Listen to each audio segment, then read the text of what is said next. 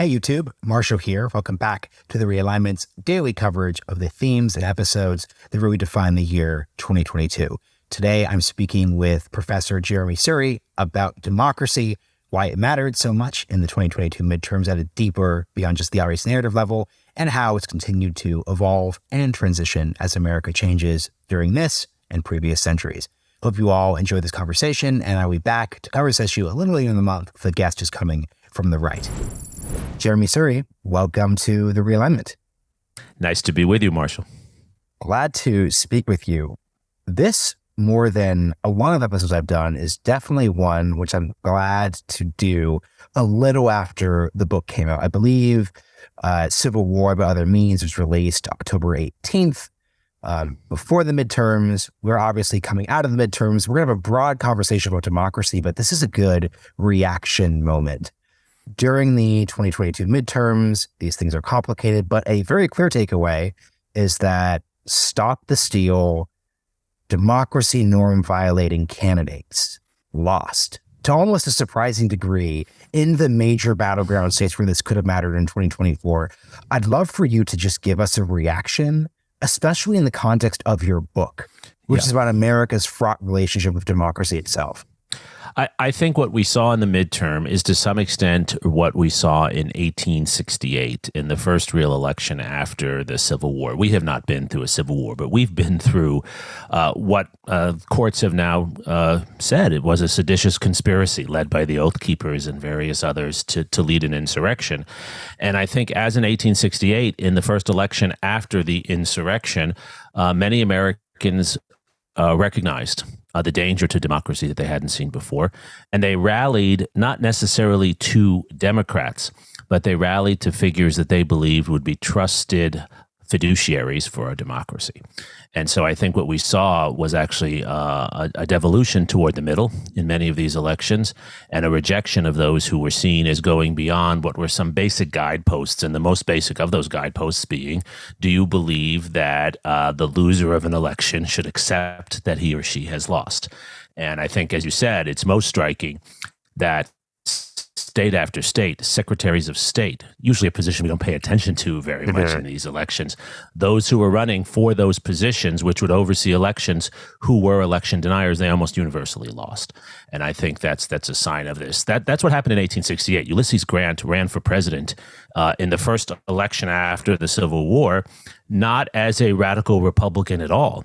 He ran as a fiduciary for the country, the person who had helped to hold the country together, who would now help to bring the country together.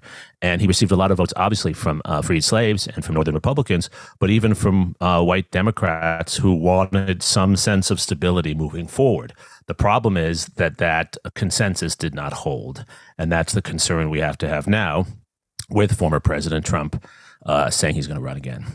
And I just want to clarify two terms from you. So one, obviously you referred to radical Republicans. Would love to get a definition of that. And then two, when you referred to not necessarily Democrats, quote unquote, you were referring to people like associating their candidacy with democracy. So you're not referring to the Democratic Party, correct? That's correct. I think that democracy was a central issue in this midterm election as it was in 1868. In most of my lifetime, democracy has not been the issue on the ballot because we take democracy for granted. One of the reasons I wrote this book is because even as a historian who spent 20 years studying and writing about these issues, I think I had taken democracy too much for granted. And so, like 1868, this was a midterm election that was about democracy. Radical Republicans, I'm glad you asked me to say a little more about that. That's a term that was commonly used in the decades after the Civil War, both as a positive and a negative. Positively, radical Republicans saw themselves as the advocates of a truly multiracial democracy. They were men and women, often from the North, but many in the South as well, many African Americans in the South, many Jews in the South, who were ahead of their time. They were civil rights activists. Thaddeus Stevens, Benjamin Wade, these are figures people might recognize as politicians of the time who were in that mode. The term was also used negatively by Southern Confederates former Confederates, who saw the radical and radical Republican as meaning intervening in our lives and doing things they shouldn't do. So it was a term that went both ways, and it's important to understand that Ulysses Grant in 1868 was in some sense a kind of Joe Biden figure. The Republican Party was the party of the Union, and it was the party of civil rights. And he saw himself as the moderate father figure of the country who was going to hold the country together. So I think there is a nice parallel between the world of Ulysses Grant and the world of Joe Biden today. I think what's interesting is, to your point about folks taking democracy for granted, I think my version of taking democracy for granted is it is a word that, especially, let's say, mid-Obama 2010s, it doesn't mean anything. It's the Star Spangled Banner, it's the battle hymn of the Republic, it's the Constitution, it's the Declaration of Independence. It's a word that people know matters, but the definitions and the significance don't really matter here.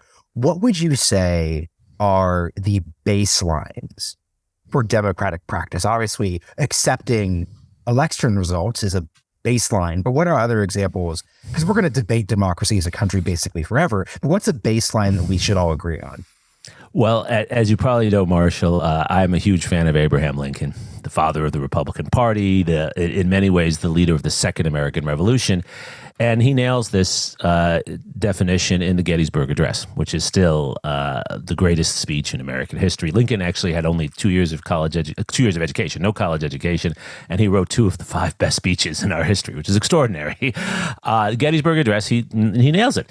Democracy is government of the people, by the people, for the people.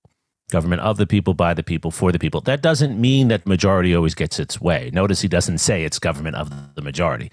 Government of the people, by the people, for the people. So what does that mean? It means that the decisions, the power, the resources of government should be driven by the interests and the consent of the people in all ways. Now, there are multiple forms of coming to consent. I think the 2 key baseline ways in which we do this, one is through elections, and another is through a Bill of Rights.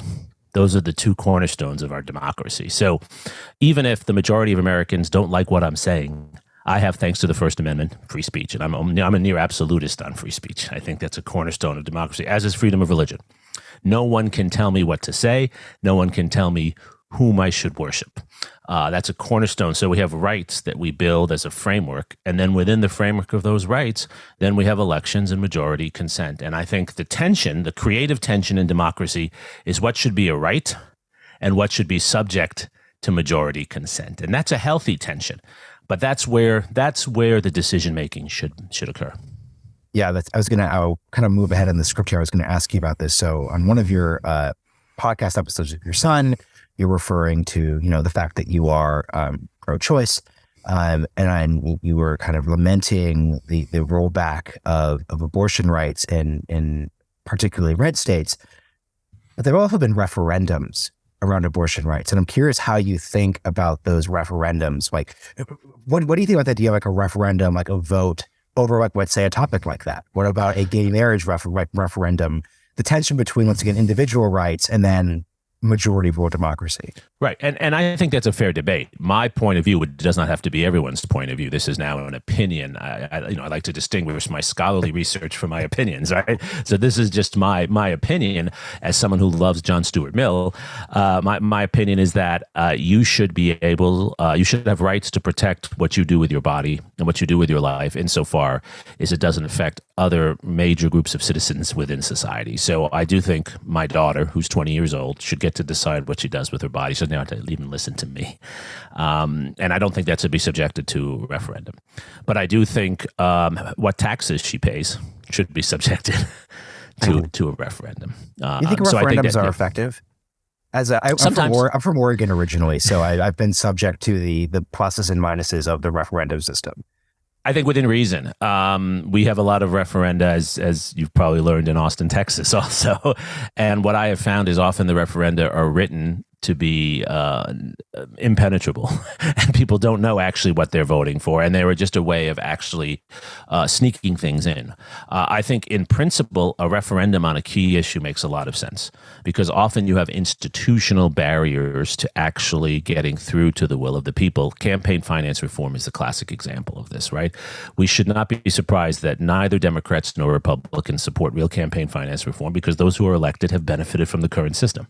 Why would they want to undermine the current system? So that's an issue where I think a referendum makes a lot of sense. But I think referendums should be used sparingly, and they should be used for big issues. I don't like the idea of our having a referendum on a school board bond where no one understands what the bond is about, and most people don't understand how the financing for bonds works. That doesn't seem to make any sense to me. Okay, that's fair. Something I'm very, very, very curious about, and you're going to correct me on the history here. I'm going to make an assumption. I tried to pre-write this question, but it's not going to come out well. So just correct me. When you are talking about reforms you would like to see to American democracy, changing the composition of the Senate when it comes to the fact that Wyoming, a small state, has just as much representation in the Senate as California. Therefore, there's a tension with Democratic representation of the country. Talking about DC and Puerto Rico, obviously, in the case of DC, Puerto Rico, and then California relative to Wyoming, there is a racial implication to those three states mentioned. California obviously is far more of a diverse state than Wyoming. Therefore, white rural voters in Wyoming, apologies for making assumptions about Wyoming and the listeners we have there, are going to be whiter, older, not quite reflecting the country. DC, obviously a minority majority state, and then Puerto Rico, a black and brown territory without many of the rights that other states have, obviously. However, there are also non-racial reasons, non-racial issues that the admittance and the changes of those policies would result in, that would make, I think, a Republican kind of blanch. So I, for example, know Republicans who said, oh, I wouldn't want to admit DC and Puerto Rico as states, not because, I am afraid of admitting black and brown people to the Senate, but because that's obviously going to push the needle on, let's say, an issue like universal health care, but they just believe because they're classical liberals, whatever. In the past, however, I'm curious if other debates about expanding America's conception of its democracy have also had awkward realities where there's this obvious argument, let's say, expanding the rights of black people. Did civil service reform in the 1870s and 1880s, was that issue affected by the expansion of democratic rights in a way that, let's say, a critic of expansion of democracy could have said, hey, I'm not a racist, but I'm really concerned with these big issues being adjusted. Sorry that was so long. I just want to be very precise with what I'm trying to say here. Yeah. It's a fantastic question. And, I've done tons of interviews on this, and you're the first to really ask me that question. It's fantastic. Yes, I think this has always been at the center. One of the points of my book is that certainly before the Civil War, but certainly since the Civil War, the period I cover in my book, these issues have always been wrapped together. And we have to recognize that and reconcile that. So civil service reform is a great example of this. One of the reasons why there was such opposition to civil service reform was not because people were opposed to the idea of having literate people in the civil service. It was because they wanted their people in the civil service. And there was concern. It's perfectly symmetrical to some of the debates we have today.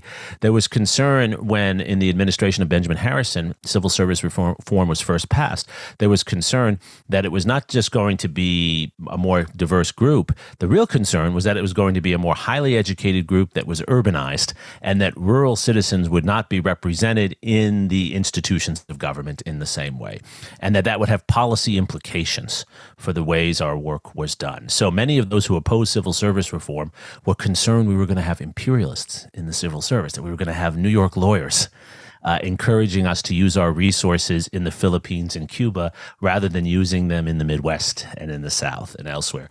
So these issues have been wrapped together since Appomattox. Issues of race and the substance of policy and who's included and who's not included. I don't think that's necessarily a bad thing, Marshall. I think we just need to acknowledge that. And so when we're having a debate about DC statehood, it should not just be a debate about race. That's obviously one of the front and center issues. But it should also be a debate about the policy issues that are necessary for that part of the country that are addressed or are not addressed with DC statehood. I think it's as much about having a functioning city in DC. You and I have spent time in DC. It's a city that doesn't function very well because it's under Congress. And look what happened on January 6th. It was much harder to move in National Guard units than it would have been if a similar group had attacked the state capitol in Austin or in Sacramento, where there's a governor who would have the authority to call in the National Guard, which is exactly what any governor would have done. No one can do that in D.C. They have to wait for Congress and for presidential approval. So my point is just to lean into your question to say that let's recognize that issues of race and other economic, social, political issues that are not about race have always been wrapped together when we talk about expanding our institutions. And let's lean into that. Let's be honest about it and have a fuller debate that takes into account all of those. So I don't want it just to be about race, but I don't want us to pretend it isn't about race either. Something I'm curious about your theory of the case when it comes to democratic change. So, for example, the reason why the Homestead Act passes during, the 1860s, during the Civil War, is that the small government Southern Democrats are no longer part of Congress because they've seceded. The reason why you have the expansion of, once again, like African-American rights is that the Civil War happened. You have the progressive movement during the, early 1900s that really forces America to reapproach questions of democracy philosophically. That's why you have obviously the direct election of senators, the expansion of the women's right to vote, et cetera, et cetera, et cetera. Everything that you've kind of advocated for, whether it's the case of the reconfiguring the Senate, admitting new states, that would require a sea change from the status quo. Philosophically, at a pure, almost electoral basis, what's your theory of how you would get to there, given this context today? Your question is perfect because it's the predicate for my answer, which is that big changes have never been bipartisan in the way we think about bipartisanship. There isn't this moment. I wrote a piece about this in the Times a couple of weeks ago, too, building on my book, right? There isn't this moment when all Americans held hands and said, oh, we're all going to make this big change together. I think maybe we had 2 days like that after 9/11, right? And then we went back to partisanship. We have always been, this is James Madison 101 on our government, right? We have always been a big, diverse, factionalized society. And the whole point of the Federalist Papers was to say we can build a democracy with factions using pluralism, using checks and balances. So to get big change is really hard. Our system is not built for it. It's built against big change. We're an revolutionary system. Yeah. So how does this happen? I think this happens when you have a combination of leadership and groups mobilized who don't necessarily like each other, but see a common interest in getting something done. And so to give an example on this, I think the work that Lyndon Johnson does to get the Civil Rights Act of 1964 and the Voting Rights Act of 1965, there is no consensus. But he is able brilliantly to bring together different factions within his own Democratic Party and a few within the Republican Party for very different reasons, right? So there are Southern Democrats who are still racists, don't believe in equality, but they are now deeply embarrassed and concerned about the economic consequences for their part of the country if they don't get on board. So he makes an economic argument and he offers them money, right? He throws money out of the limousine at them to get them on board. Then you have very progressives who want to do much more than Lyndon Johnson's offering, but see this as the best they're going to get. Then you have liberal Republicans, right, who are trying to make a name for themselves that they're not Barry Goldwater. They want to separate themselves from the John Birchers. And so Johnson put together a coalition. 1964, 1965 is not the end of racism. It's not a civil rights consensus. It's political leadership that builds a coalition. Lincoln does the same thing. Even though the Southern Democrats are not in Congress any longer, he still has abolitionists and non-abolitionists within the Republican Party. And so what I think we need in a democracy is we need an issue that mobilizes people and the leadership that brings people together, even though they differ on the details of where they stand to see some common ground at that moment. It's coalition government is what I think we need. And here's a question that you've obviously thought about because you've written a book on the topic. Like, where does political talent come in to this equation? So we're talking about LBJ, we're talking about Joe Biden. Like, how do you think about this? I think talent is absolutely crucial. The ability to be politically effective is very different from being the smartest in the room. Lincoln happens to be both, but there are differences. And one of the points I make in the book that I came to in the research is that actually our system is often not good at electing leadership that has the right talents. We have that with Lincoln, but between Lincoln and TR, most people can't even name most of those presidents for good reason. Because they were duds. Someone, Ulysses Grant, Rutherford B. Hayes, James Garfield, all covered in my book. They're good men. Rutherford B. Hayes is a very good man, but he has no political skills. He doesn't have the ability to get people with different points of view to work together. Ulysses Grant did not have those skills either. What are the skills we're talking about? It's the ability to move people, and not just through fancy speeches, but to... It's not the West Wing. It's not the West Wing at all. The theory of government isn't effective here. No, nor is it what people caricature Ronald Reagan as. Just speaking to the public over the heads of Congress. Yeah, that's some of it. But actually, when Reagan got things done, it was in hard-nosed negotiation with Tip O'Neill from the Democratic side. It is the ability to figure out what other people who have very different points of view, what they want, and find a way to make what they want what you want. It's negotiation, it's coercion, it's cajoling, it's persuading. It's very personal based, it's very relationship based, it's very psychological. And it's a set of skills that I think one only learns in the doing.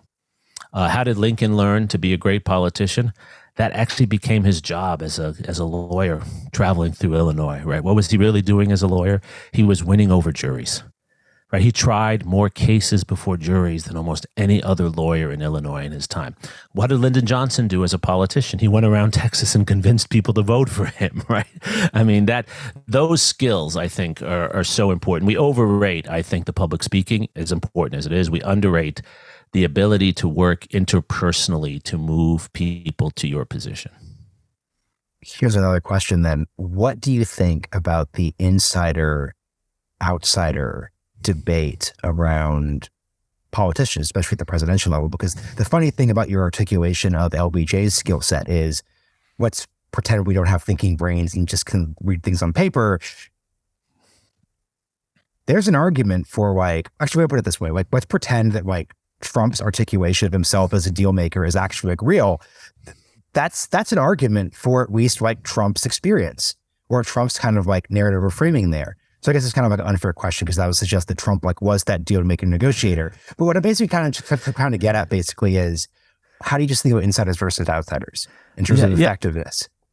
So what one needs, and it is something I talk about in this book. I talked about a lot in the book I wrote on Henry Kissinger years ago. I think you need a bit of both, and maybe that's just a wishy-washy answer, but I think it's the correct answer. So you need to understand how the game is played. And every game is different. The game of politics is different from the game of business. And so I don't think just because you are a successful businessman or business person that you can transfer those skills directly. Politics is its own system, its own strange system. American politics, in particular, congressional politics, if that's what we're talking about. And you need to understand how that works, and you don't understand it from the outside. You have to be inside. You have to have what the Germans call the Spielengefühl. You have to be able to feel it, right? But you also have to have ideas from the outside. You can't be of a creature of the system to some extent that you're just playing the game the way it's always been played. So the analogy I use is the best managers in any sport are those who have played the sport, but also done something else. So they bring some other vision to it, right? It's a sort of the A's and what Michael Lewis writes about, right? Bringing a new mathematical approach to the game, but understanding the game. So you need both of those things. And our system should work for that because we're a big country. So I'm for bringing people from outside Washington to Washington, but people who have had experience outside Washington in other political settings, not those who have never been involved in politics. That never seems to work. In general, our military leaders are not great political leaders for this reason. Not that they aren't great people, but running the military is very different from running politics. So two unrelated question follow-ups then. So number one, and I'm not saying this to your point, like there's a separation between like our opinions and like the analysis. Analysis would show, I think, that Joe Biden has had an effective 2 years of his presidency in the sense that a very successful midterm result. He's passed a lot. He's weirdly enough improved his standing relative to things were in the low point. This isn't Bill Clinton, Barack Obama. I'm comparing him to his Democratic Party predecessors, but Joe Biden is the definition of a man who is A, literally not done anything else, been a politician his entire life, and B, to your point about bringing something from the outside, Joe Biden is also the opposite of that too. Like Joe Biden's career is defined by being able to place himself like exactly within like the center of where the mainstream of the Democratic Party is. So why would he be effective, given he kind of is a weird repudiation of your framework for effectiveness? Yeah, I think he's effective on the one hand because he has this insider knowledge and because he knows how the system works. And he has relationships. I mean, the thing people forget is he and Mitch McConnell actually like each other. They've worked together for years, right? And I think that's really valuable, right? The leader of the opposition should be someone you can work with. I think he gets along with Joe Manchin despite their differences quite often. So I think those are his strengths, but I think his weakness has not just been that he doesn't often have ideas from the outside, it's that he sometimes cannot speak to people outside the system. His inarticulateness is not simply a problem with his speaking style and with his stutter, but it's actually also that he's been inside the game perhaps too long. So he has trouble explaining what he's doing. This is my deepest frustration with President Biden. He has accomplished many things. We can agree or disagree whether he's a good president or not. That's an opinion point. But analytically, he has passed more significant legislation than the two prior presidents passed. In 2 years, he's done more than they did in their first 4 years. That's just a fact in terms of legislation. But he's terrible at bragging about it. You and I know those are the facts, but most educated Americans don't. He's terrible at... Yeah. And to be precise, your point is, even if you take like 1990s Joe Biden, right? So just age him down, you think he still would lack the ability to take the win, articulate, do those things because of the insider experience? I do, yeah. I think that Barack Obama's strength was he was far less good at the inside game, but he knew how to tell the public, to tell a story. And you think about the ways in which Obama connected with black and brown voters, and then you think about the ways in which Biden has trouble, even though you could argue Biden legislatively has done more, but how hard it is for him to tell that. And I don't think it's just because Biden is white and Barack Obama was black, because Obama knew how to tell that story in a cadence, in a tone that ordinary people understood. Biden doesn't. He sounds like a policy wonk when he's talking about these issues. And I think that makes it harder to communicate to people. That's a communication problem that he has. It's also devastating because Biden is also not a policy wonk at an interpersonal level. So if you don't bring the strengths of being a policy wonk with the weaknesses of a policy wonk, that's not a great combination. Okay, I agree with that. Other follow-up then, though. So you said military leaders tend not to be good at politics, but obvious counter, President Eisenhower. Yes, yes. My thesis, taking your viewpoint seriously, would probably be that the specific mood of the country combined with the specific issues, aka like early Cold War, decolonization period, do you go to Dien Bien Phu or not? Like those were questions that Korean War, they perfectly matched his military experience. Therefore, he did not run into some of the challenges that, let's say, a Colin Powell had been if Colin Powell had tried to be president in 2000.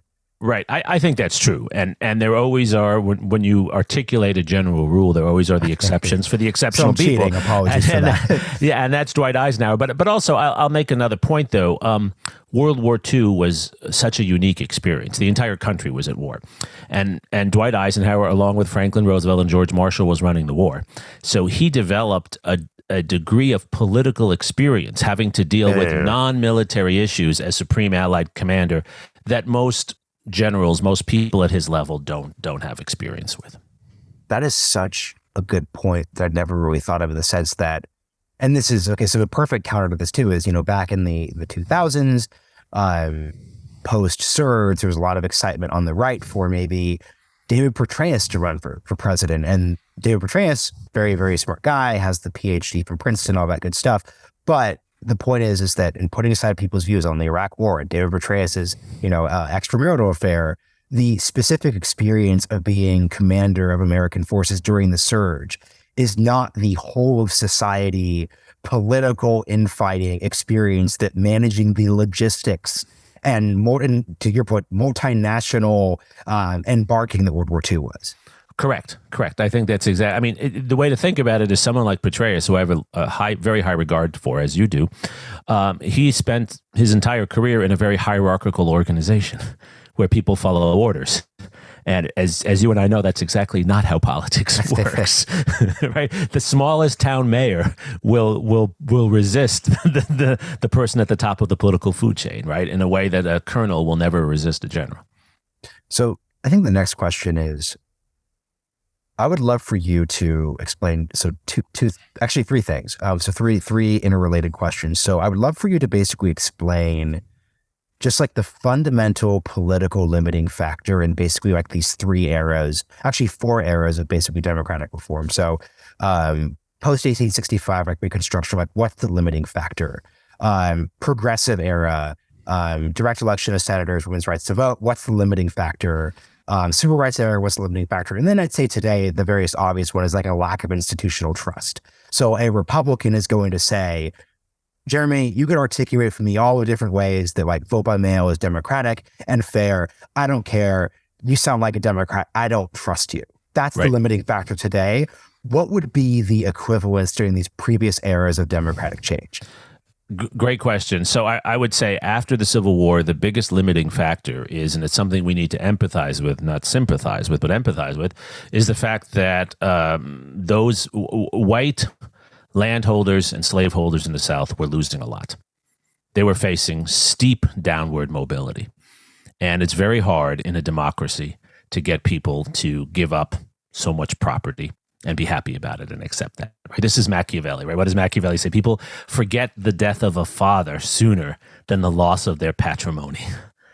And that's what's happening here, right? Slaves were the single largest source of investment for Southerners. They were what homes are to Americans today, right? Most Americans have their largest investment of income in their home. This was slaves. And they went almost overnight from being property to being citizens, as they should have. But that created downward mobility. And this is the point Richard Hofstadter made decades ago. In American democracy, when a group faces downward mobility, they violently resist. And they have many avenues to do that. So that's the limiting factor. There was a lot for very powerful people to lose very quickly, and that was hard. In the progressive era, I think one of the biggest limiting factors there was that the federal government did not have the mechanisms. It was a very under-institutionalized government at the time. And so it was very difficult to implement what were a slew of often Republican-led innovative policies in states like Wisconsin and Texas and Georgia, and the states were doing all kinds of innovative things. It's the moment when states are the laboratories of democracy, which is how the system should work. But it was very hard to bring that together because there wasn't a federal institutional structure. When I teach about the progressive era, I show students this is the moment that we begin to develop. It's the moment we have an income tax for the first time. It's the moment we have a federal law enforcement, right? The FBI comes into existence then.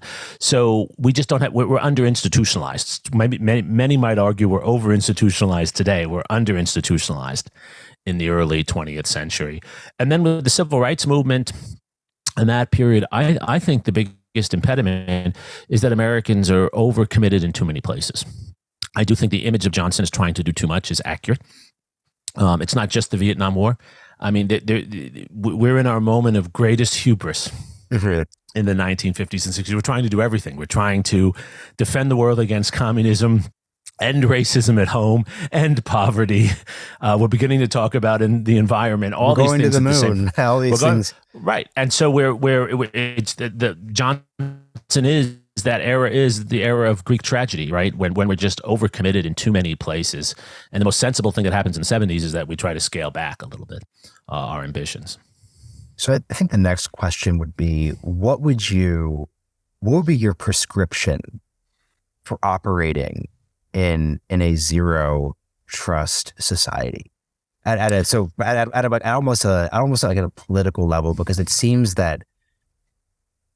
unclear how you square that circle. Let me make one more point clear too, because to your point, these radical changes have rarely been bipartisan.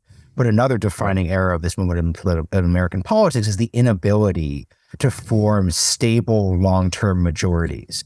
So Lyndon Johnson doesn't bring in just like advance civil rights in the Great Society because he wins in 64. It's because there's been a long-standing, built-up FDR, LBJ, Kennedy, LBJ Democratic Party if it's just actually governing for the majority of the country. Biden can't sustain that for more than 2 years. How do you navigate this? So I think you have to find issues where you can deliver results to people immediately and show them those results. And I think where that works, where we see that, is with things like Social Security, right? And everyone's for Social Security, which was, let's be frank, right, a kind of socialist idea in the 1930s, and now everyone is for it. Everyone's for Medicare, right? Even though that's Lyndon Johnson. Great. I love the people who oppose the Great Society but want their Medicare coverage, right? So I think Obama had the right idea. He didn't execute properly, right? But getting people better health insurance, getting people the COVID aid that they were given, finding ways to do things to help people with the inflationary pressures. One of the biggest issues in the elections that didn't go well for the Democrats, this issue did not, was the economy. Most people gave the Republicans greater credit on the economy. I think it's imperative for Biden to find some issues where he can build a small coalition and show results and then tell people about those results. So it's not trust me because I'm doing the right thing. Trust me because you see and feel the effects right now. And so I think it's retail politics. It's being able to do that. People feel government is too distant from them right now. Government has to be brought to them, and they have to see the benefits from that in their lives. Something I'm wondering about are let's put aside, Kerry Lake election denial and work at, I think, the more understandable critiques of, like, let's say, the status quo, especially from the right. What do you say to, let's say, like, Republican voters who are asking questions like, hey, like, why are elections like taking a month now? Why is there now vote by mail? Why aren't we returning results quicker than we are? Because I think growing up in Oregon, we were just a vote by mail state. So I came to Austin and I voted here. And I waited in line for an hour. And I think that just made me deeply empathetic to people who experience really quickly, as folks did after COVID, just jarringly different systems of elections. Like, what would you say to Republican voters? And then what would you say to, let's say, politicians who are supposed to represent them who are forced to bring this all together into some sort of coherent package? Well, I think one thing we could do, it's a difficult question, right? Because our elections, as I show in my book, have always been this way. Our elections have always been messy. Our election system has never really worked well. That's part of the problem. And I could go on a rant about how voting by mail is actually the most secure, and it's been done since the Civil War when soldiers voted. The reason we created voting by mail was for soldiers who were serving their country to be able to vote. Who would want to stop them from voting? But I think the real point is that we should have a discussion, and I think we could build a consensus around creating a more federalized system for voting, with secure federal management of this in a way that could actually build trust. When I say federal, I don't mean the White House running elections. I mean doing what we do to keep our airplanes safe. When you and I fly Southwest, it's not that we feel safe because we trust Southwest. I don't trust Southwest. You probably don't either, right? I trust the National Transportation Safety Board. I trust the FAA, and I don't even trust them 100%, but I feel comfortable enough knowing that they have very rigorous safety protocols that enforce safety so that my flight with Southwest will be safe. We need to create that kind of entity, which almost every other democracy has, to manage our elections and then create standards. And we can have a debate over what those standards should be. Maybe we should have mail-in voting, maybe we shouldn't, whatever. And those standards can also allow for some flexibility for rural versus urban. But the problem is that we have not even state-run elections. That's wrong. We have county-run elections. Mm-hmm. And so when you vote in Travis County in Austin, It's different from how you vote in Williamson County. And if you move from Williamson to Travis County, you think you're voting the same way. You're voting in a totally different way. That's confusing to people. It gives a lot of power to locally elected clerks, election clerks, who often aren't people we know very well, who aren't necessarily qualified for those jobs. Many of them work super hard too. I'm not trying to insult them here. But I think a system that does what we've done for everything else we care about, that creates federal standards and enforcement of those standards, is where we should go. And I don't think that has to be a Democratic position. I think that could address the concerns that Republicans have. I also think, by the way, we need to establish a standard that we're going to make voting as easy as possible for people. That's where I think Republicans have to move a little bit on this issue. Our goal should be to make it as easy as possible for everyone to vote. Of course, it has to be secure. Let's start then with making it a federal holiday. Mm-hmm. And that be, and I think that's a good example of a federal, because to your point, that's a good example of like a federal role in an election that's purely neutral. Correct. Like that there's no creeping. Actually, it advantages Democrats, and it turns out that Democrats love holidays, but Republicans love working through the day. So this is that's a good starting point. I mean, actually, here's a question: like, why isn't that true already? That seems so. Whenever something seems obvious, my first question is, okay, then why isn't it happening? It's like Chesterton. It's the Chesterton's fence equivalent for this space. And so it's a point I make in the book, and it's initially the fault of the Democrats. Our system has been designed to make it harder for people to vote. So there's no federal holiday in the 19th century. The Republicans do talk about it because Southern Democrats don't want it. They want poor whites and blacks and Jews and others not to be able to vote. And then when this was proposed, in fact, by Nancy Pelosi and other Democrats in the last few years, it's been opposed by the Republicans in Congress now. So historically, one side or the other has opposed it. It's not, you can't just blame one party. More recently, it's been Republicans. It's been proposed in Texas, and the governor of Texas has opposed this. Right? Texas could create a state holiday. We used to have Confederates Day as a state. I think it still is a holiday, actually. Confederate Day is a holiday in Texas for state workers. We could make voting day, but the governor has opposed that. Yeah, and I think it's because some people don't want to make it easier to vote. Yeah, there's I spoke with some election reformers, and I think the useful phrasing to help kind of crystallize this issue for me was like, the question is like, should our political system be more or less responsive? And you make it easier to vote. You have a federal holiday, like putting aside like the specific debates around how many days before, like how early do you request about, just at a basic level, the holiday would make the system more responsive. And I think next, here's a question though. Do you think a more responsive system is a means for addressing the trust issue? Or is this all just too abstract? No, I think it is. I think a more responsive system tells people that their voice is desired, that we want them to vote, right? One of the reasons we shop online is because it's easier than going to the store, right? If we make voting easier, we're sending a message that we want you as the consumer, as the voter. We care about you. We care about your time.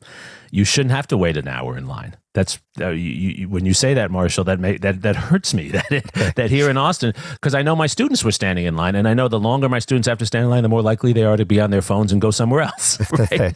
And so we shouldn't. I don't ask them to stand in line before they come into a lecture. They won't wait. Right? So it's a sign of respect, and so I do think you start there and you start to build respect, and through respect comes trust. So for this last section, I want to take an entirely different tack. You wrote a great op-ed for CNN with William Imboden, who was a guest on the show a few weeks ago to talk about his new book on Reagan. And you were talking about the recent spate of deaths of like the really iconic 20th century leaders. Mikhail Gorbachev obviously is the most recent, but you could think of George H.W. Bush and a variety of German leaders who I just entirely forget. Konrad Adenauer. Was he already? This is disrespectful. Was he already? Had he already passed away? Yes. I was searching West German prime ministers for $100. Helmut Kohl. I think you're thinking of Helmut Kohl. There we Helmut go. Kohl. So the question here is, I would love for you to basically just to sort of articulate kind of the sentiment of the piece, which was, a generation of leaders who really navigated the post-World War II, how did the Cold War era effectively, let's put aside some of the specific questions they may have gotten wrong, but the broad question, are we going to move on from World War II? Is there going to be nuclear war? They got it right. Yeah. Yeah. How confident are you in coming generations, especially as a university professor, that like coming generations, like let's say my like middle stage millennial generation, or even the Gen Zs, are going to be able to meet like similar challenges? So I'm glad you brought this up, and Will Inboden and I are close friends, and it's been wonderful to work together, and we come from different political points of view. So I hope we embody this sort of commitment to bringing different points of view together, and I hope everyone will read his book on Reagan. It's been so fun for me to be writing my book and he to be writing his Reagan book at the same time. I have a lot of confidence in my students. Maybe I'm biased because they're my students, but what I see in the classroom today, these students are better than ever. My wife and I, and Will, all of us were at Stanford together as undergrads. Will and I are the same age. And I always tell my wife, my students today are better than we were at Stanford in the early 90s. My wife usually responds and says, yeah, they're better than you and Will, not better than she was. Why are they better? Because they're coming of age in a time of difficulty. And I think when you come of age in a time of difficulty, you don't take things for granted. It's easier for me to get them to work hard, believe it or not. It's easier for me to get them to read books than it was 10 years ago. Because what I do is I stand up there with my authority and I say, if you don't do this, you're not going to get a job. And they respond. And they care about their country, and they're worried, and they don't think their parents have the answer. They want to find the answers themselves. That generation that I revere, that you referred to, the generation of the Mikhail Gorbachevs, the George H.W. Bushes, the Konrad Adenauers, that post-World War II generation, and let's carry it, over 20, 30 years, they had a lot of limitations, particularly on some of the social, cultural, racial issues. But they understood that politics was a serious business, and they believed deeply in basic democratic decency. Isn't that what stands out about a George H.W. Bush and a Ronald Reagan? I mean, let me be frank. Will and I have talked about this a lot. There are a lot of policy issues I differ with Ronald Reagan on. And I don't think Ronald Reagan won the Cold War. But I will say this. The behavior we've seen from some politicians in the last 10 years, I can't imagine that from Ronald Reagan. Ronald Reagan believed in the sanctity of elections. He believed that politics was about making people's lives better, not enriching yourself. As far as I can tell, he did not enrich himself as a politician. He did not give business to his family members as a politician. He believed that politics was a serious business. There was something called statesmanship. I think that's what drove Mikhail Gorbachev. I think that was lost on the generation that followed. There's a kind of selfishness, self-interestedness, cynicism about politics that I see too common. I see more idealism in young people because they see that as the only salvation now. I think it's our job as professors. I'm not sure we're doing a good enough job. It's our job to give them the skills, the knowledge, from my point of view, the historical models. I want them to study these great leaders, not because they're going to be the same. I want my Latina students to study Ronald Reagan and Konrad Adenauer, people who look so different, so they can find those attributes in their own voice and bring that to politics today. I think we have the tools more than any other society, more than any peer society. I wouldn't trade our young people for those in any other society. I think we just have to double down on serious historical education. And that's why I close my new book that way. I close Civil War by Other Means by making the point we need to teach people the full history of our country. It's the most patriotic act for people to understand the limitations as well as the strengths of what we did after the Civil War. Not to condemn the past or condemn our country. I love our country. But so this new generation can be better informed and capable to correct the mistakes of their fathers and grandfathers. So I think the last question, speaking of countries, I started before we recorded really praising the podcast that you host with your son. I'll include a link in the show notes, of course. But I had a quick quibble question. Yeah. You were speaking about post-World War II Germany as a model for the United States, of reckoning with history.